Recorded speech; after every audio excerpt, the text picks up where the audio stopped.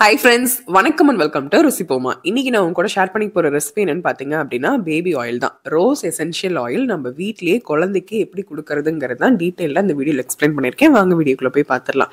நம்ம என்ன தான் ஸ்டோர் பாட் ப்ராடக்ட்ஸ் வாங்கி நம்ம குழந்தைக்கு கொடுத்தாலும் மனசு ஒப்பாது இல்லையா? ஸோ நம்ம வீட்லேயே ரோஸ் இருக்குல்ல, பன்னீர் ரோஸ், அதை நல்லா க்ளீன் பண்ணி நிழல்ல காய வச்சு எப்படி என்ன ரெடி பண்ணுறதுங்கிறத நான் இந்த வீடியோவில் சொல்ல போகிறேன்.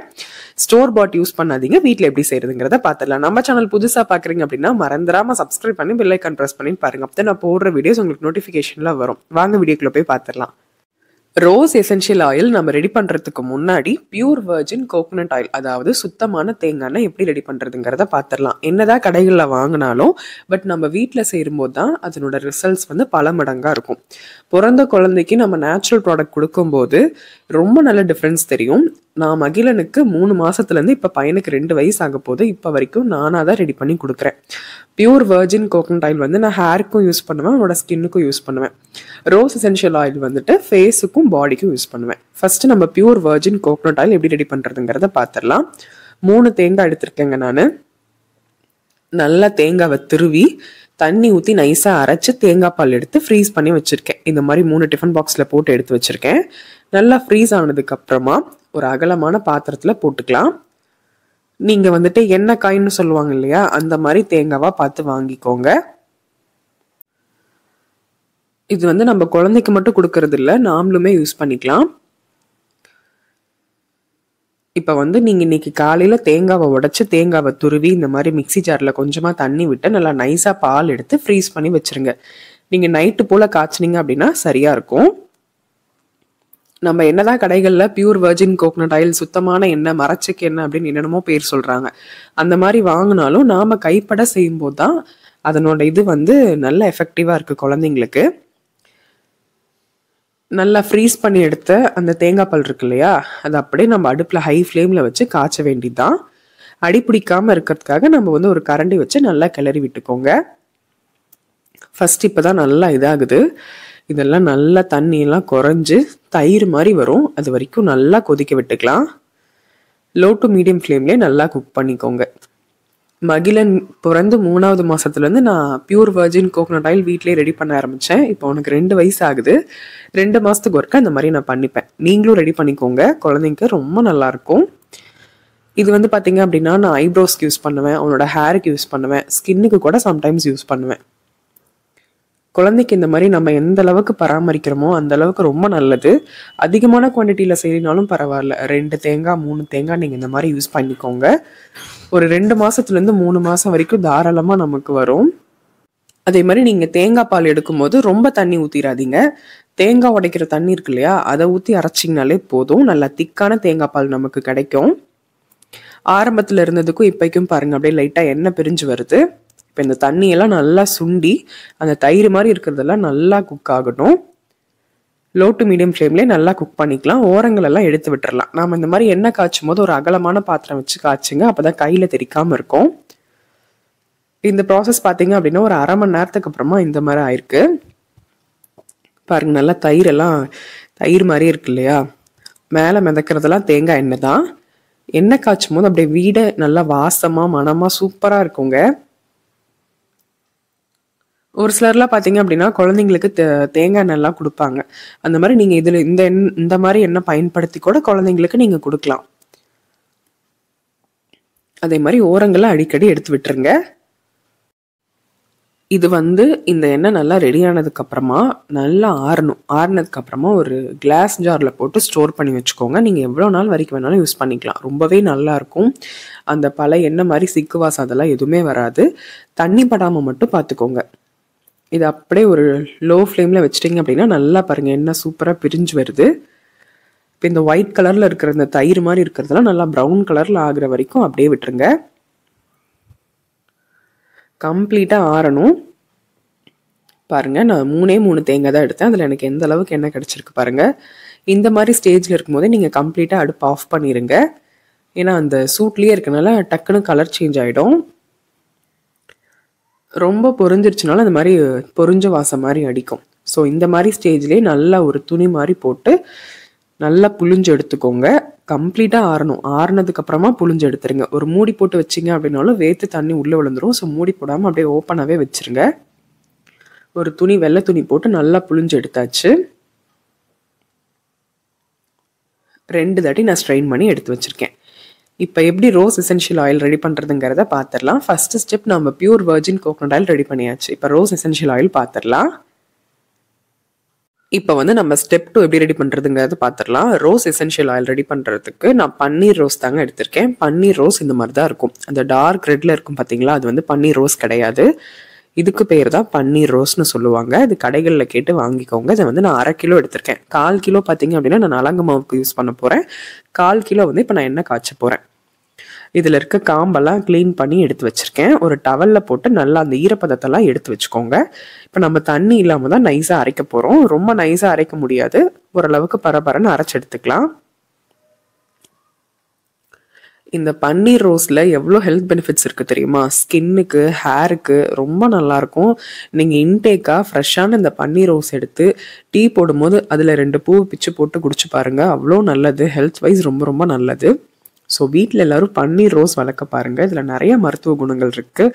அது நம்ம குழந்தைங்களுக்கு 2 மாதம் 3 மாதத்துலேருந்து நம்ம ஸ்டார்ட் பண்ணும்போது ரொம்ப ரொம்ப நேச்சுரலான பெனிஃபிட்ஸ் நம்ம சீக்கிரமாக பார்க்கலாம். விசிபிள் சேஞ்சஸ் நம்ம பார்க்கலாம்.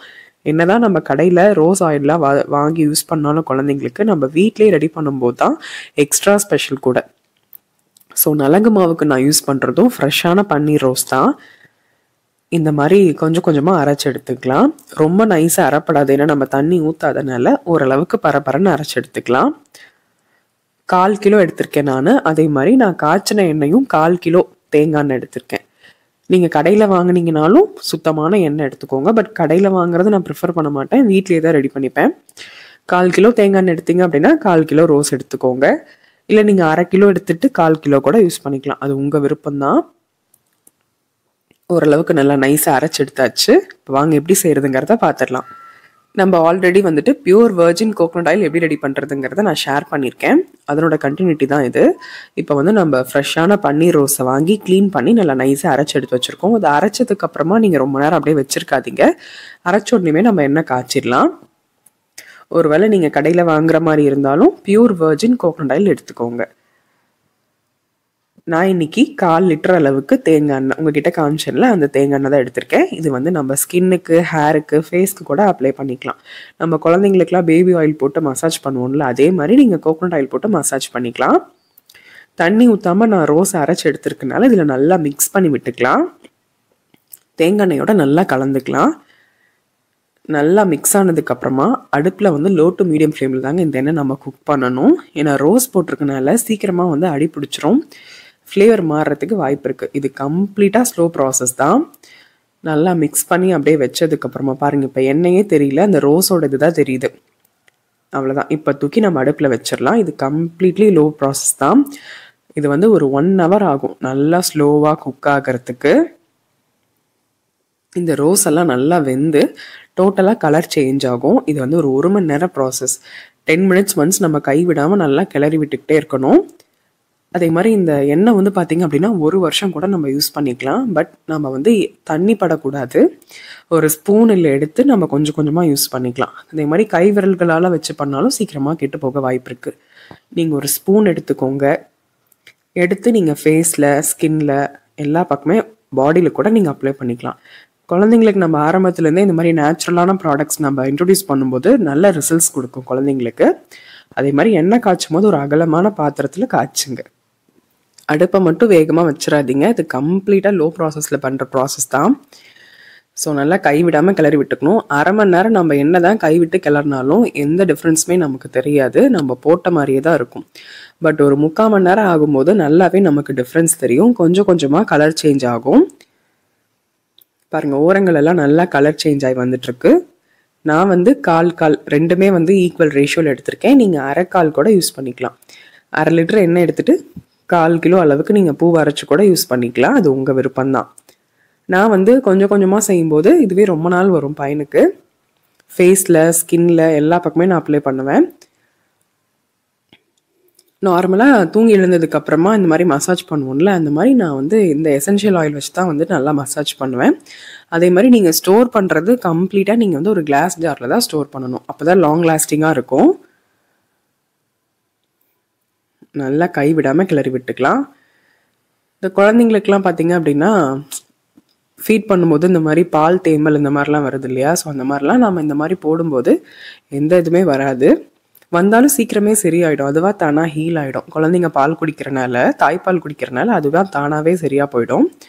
நம்ம ஆரம்பத்தில் இருந்ததுக்கும் இப்போக்கும் பாருங்கள் நல்லா கலர் சேஞ்ச் ஆகிருக்கு. இது வந்து 1 மணி நேரத்துக்கு அப்புறமா இந்த மாதிரி ஆயிருக்கு.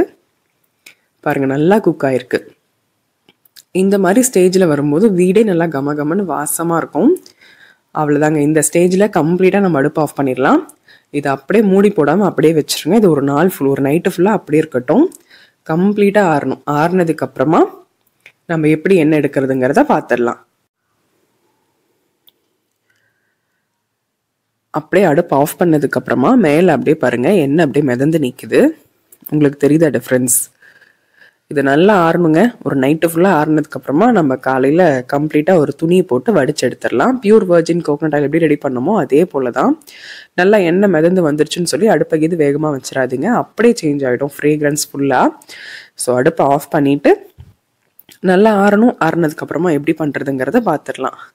ஒரு நைட்டு ஃபுல்லாக அப்படியே இருந்துச்சு. காலையில் எந்திரிச்ச உடனேயும் நம்ம கையில் ஈரமே இருக்கக்கூடாது. அதே மாதிரி கிளாத்லேயும் வந்து நம்ம ஈரம் இல்லாத மாதிரி பார்த்துக்கலாம். பாருங்க அப்படியே எண்ணெய் நிற்குது. ஒரு வெள்ளை துணி போட்டு கம்ப்ளீட்டாக புழிஞ்சு எடுத்துக்கலாம். கொஞ்சம் லென்த்தி ப்ராசஸ் தான். நான் சாதாரண ப்ராசஸ்லாம் சொல்ல மாட்டேன். ஏன்னா நம்ம சுத்தமான எண்ணெய் எப்படி செய்கிறதுங்கிறதையும் நான் ரெடி பண்ணியிருக்கேன். அதே மாதிரி எசென்ஷியல் ஆயில் ரெண்டுமே நம்ம ரெடி பண்ணியிருக்கோம். கொஞ்சம் லென்த்தி ப்ராசஸ் தான். பட் நம்ம குழந்தைங்களுக்காக இது பண்ணுறதுல தப்பே இல்லைன்னு தான் நான் சொல்லுவேன். இந்த மாதிரி நம்ம பண்ணி வச்சுக்கிட்டோம் அப்படின்னா, இந்த மாதிரி நான் பண்ணும்போதெல்லாம் அவனுக்கு 6 மாதம் வரைக்கும் வரும் மகிழனுக்கு. நல்ல ஸ்கின்ல வந்து சேஞ்சஸ் தெரிஞ்சுதுங்க. அதுக்காக தான் நான் மெயினாக இந்த வீடியோவே எடுத்தேன். நான் வந்து இது செகண்ட் டைம் ரெடி பண்ணும்போது தான் வீடியோ எடுத்தேன். ஃபர்ஸ்ட் டைம் ரெடி பண்ணும்போது வீடியோ எடுக்கல. எல்லாரும் சொல்கிற மாதிரி இது ஒர்க் அவுட் ஆகுமா அப்படின்னு தான் நினச்சேன். பட் உள்ளபடி செம்ம ரிசல்ட்ஸ் தெரிஞ்சது மகிழனுக்கு. அந்த ஸ்கின்ல இருக்க பேச்சஸ்லேருந்து எதுவுமே இல்லை. நல்லா ஸ்கின்னி கிளியராக சூப்பராக இருந்துச்சு. கொஞ்ச நாள் ஆக ஆக குழந்தைங்களுக்கே ஸ்கின்ல வந்து நல்ல ஸ்கின் டோன் வந்து சேஞ்ச் ஆச்சு. ஸோ ரொம்ப நல்ல ரிசல்ட்ஸ் தருது இந்த எசென்ஷியல் ஆயில். ஸோ நீங்களே வீட்டில் கைப்பட செஞ்சு வச்சுக்கோங்க.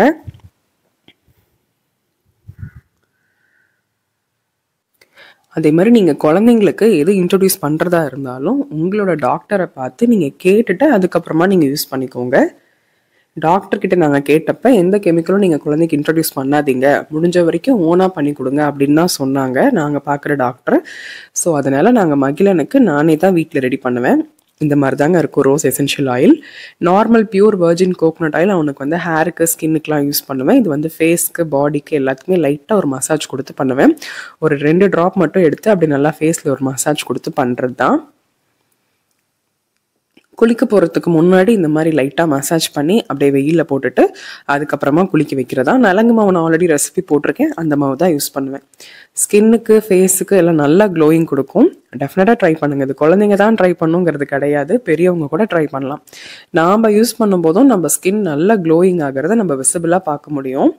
ஸோ எந்த ஒரு ஆர்டிஃபிஷியல் ப்ராடக்ட்ஸ் யூஸ் பண்ணுறதுக்கு பதிலாக நீங்கள் நேச்சுரல் ப்ராடக்ட்ஸே யூஸ் பண்ணுங்கள். ரிசல்ட் வரதுக்கு கொஞ்ச நாள் ஆனாலுமே பரவாயில்ல, பட் நல்லது, ஸ்கின்னை கெடுக்காது.